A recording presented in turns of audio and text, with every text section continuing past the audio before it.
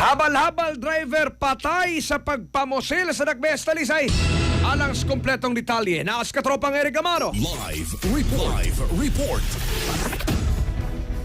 Mayong buntag Katrupan Janli, Katrupag Philip, nakamsan yun no, sa kinabuhi isod sa Tamalanan kining usa ka habal-habal driver kin sa gipusil sa armadong lalaki nga naggabonet drive og bisikleta alas 6 pasado ang takna ni Kabuntago diris may Purok Sampaguita, barangay San Roque, syudad sa Talisay. Din kining biktima gila nga si Ayan Libradilla hingkod ng panuigon taga Purok Lumboy sa nasoing barangay. Gikan ni siya diri sa may matod pa Sitio Sausawan, Katrupang Janli, Katrupang Philip, makakikilaan og pag-abot din sa may sitio Sampaguita ingong gi pusil una to katulo ka higayon og dihang ni sariling na ang kini pong gidrive ang motorsiklo sa kining biktima na tumba og diin na datugan sa bang biktima dito na giduol ni sa kining maong kriminal umumuno gitiwasan na pod og tulo ka kay pong pusil no.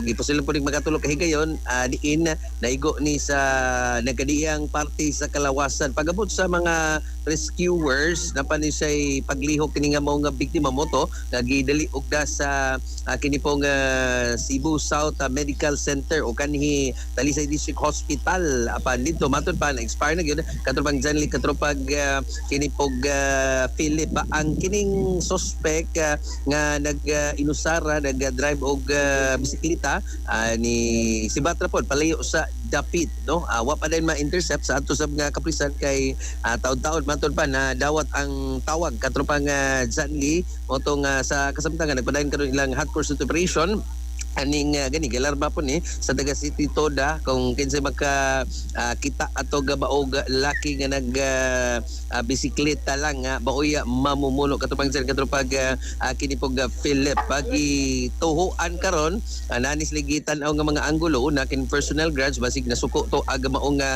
suspect ngadto biktima kay murag daw sa gisundan giatngan man gyud diri sa area aga kini pong suspect kining biktima kunya ang ikaduha kini pong drug related kay gikan sa kini pong paghagbas biktima naapoy na tagak matod pa duha ka putos sa gituan sa mga giniling drogas pagduda basig nipalit ni og sabog gikan diri sa may sitio Sausawan unya pagawas na ni diri sa mausab nga dapit Katropang Janli ag Katropang Philip kini nga mausab nga biktima og ikatulo dili mga hugon-hugon diri subject for validation pa ni basig naapoy love triangle kumbaga Katropang Jan Katropang kining Philip kay matod pa kining maong biktima na kuno ni uyab-uyab allegedly ka minyo Katropang Janli Katropang so far mo nito kasikas na ay sagsamtangan no mao gi pag pull out diri sa pag cordon pag pull out sa taga scene of crime operation kon Soko o atong kapulisan sa